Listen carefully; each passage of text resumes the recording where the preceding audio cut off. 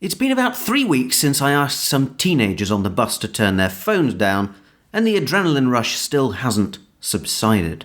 Yes, this is r/British Problems, a collection of British problems. Now, I've done this right this time. I've got myself a little nip of white wine, as you can see, and a vape, which are both very British things, in my mind. Anyway, sit back, relax, and listen to a British twat explain British problems. I'm sure this will be fine. On an overnight flight to London with Wi-Fi on board, and someone was using it to FaceTime and wake us all up. We all tutted and shook our heads at each other until a non-Brit told him to shut the fuck up and we could all go back to sleep. See, this, if you're not British, makes no sense. Why would you not tell someone to shut up or get out of your way? But we're just not very confrontational, unless we are really confrontational when you get some booze in us. Heading out of the house, forgetting something, coming back in to grab it, greeted with, "That was quick," every fucking time. That's very true. It's very annoying. Oh, you going out to the shop? Yeah, I'll be back in 20 minutes or something. I'm just gonna go and get, I don't know, an ice cream. Oh, okay. You go out of the house, get to your car, you think, oh shit, I forgot my wallet. Walk back in the house, and there's some prick in there, some member of your family, or whoever. Oh, that was quick. Oh, that was traffic must have been light. You shut up, no one cares. Although, every opportunity that you have to say that was quick, you will take. So, can't really complain. Video games are never set in the UK because the player couldn't plausibly keep stumbling upon hoarded assault rifles, pistols, body armour, and ammunition in our tiny houses.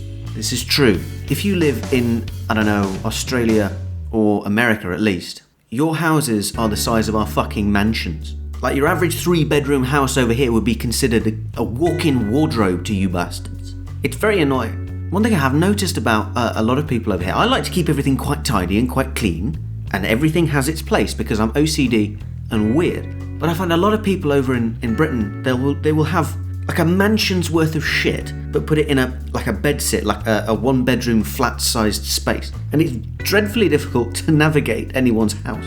Argos, would you like to buy extended warranty for just £45? No. Would you like a store card to spread the payment over 12 months?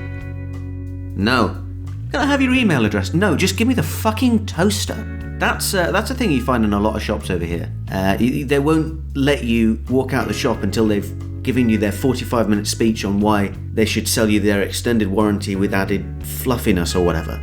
This kind of brings me on to another thing. If you've never heard of Argos or you've never seen Argos before, it's an odd concept. So you walk in and you go to a catalogue, a big 1,000-page catalogue with all the things in it, all of the things you could want in existence. You look through that book for about 3 months, you find something you want, you've got to get a little piece of paper out and a tiny little IKEA-sized kind of pencil, okay? Write down the little number that you want, take your piece of paper, or if you take your piece of paper with all the things you want on it, walk over to a terminal, a computer kind of terminal, plug it in, and then press OK, and pay for it. Then you go and wait in like a row of seats, a row of wooden chairs with really uncomfortable padding on it for about 20 minutes. And then someone will call out your number and you look on your little thing, your little receipt, and you go, yes, that's mine, and then go over to the counter and get it, and then you can leave. It's a weird concept, and I haven't seen it anywhere else, and I don't understand it. In fact, I haven't been in there in such a long time that I might have cocked up the Argos procedure, in fact. I'm sure someone will correct me on that. To the one guy at King's Cross that pushed his way onto the train as people were getting off.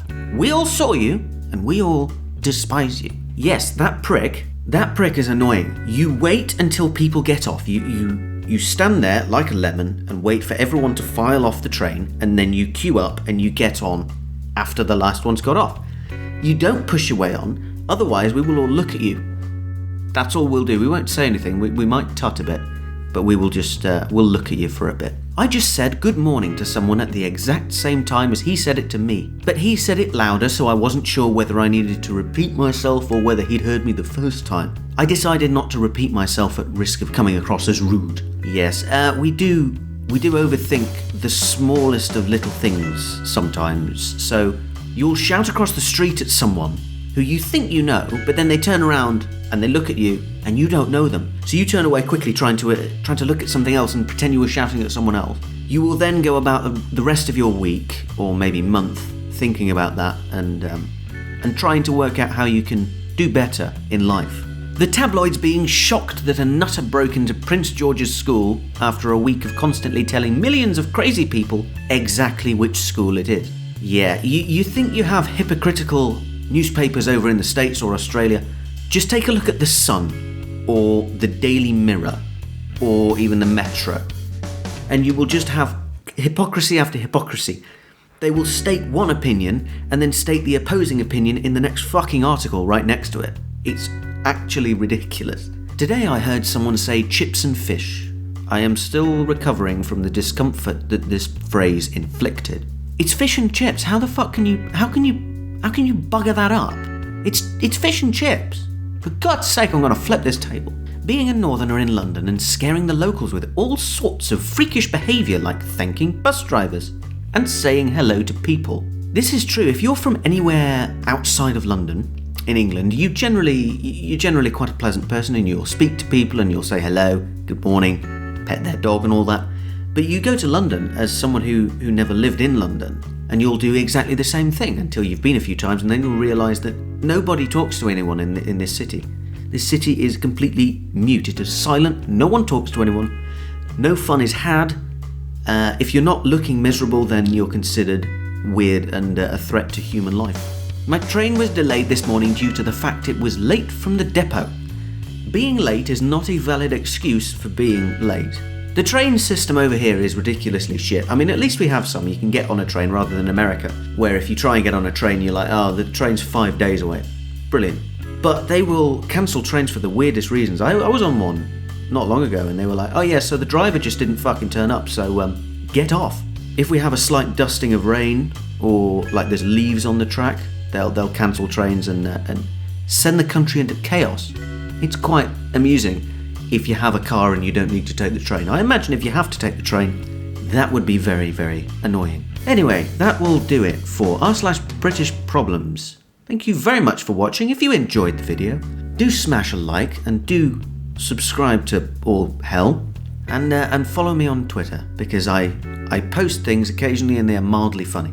And I will leave a link in the description to r/British Problems. Thank you very much for watching again. Bye for now.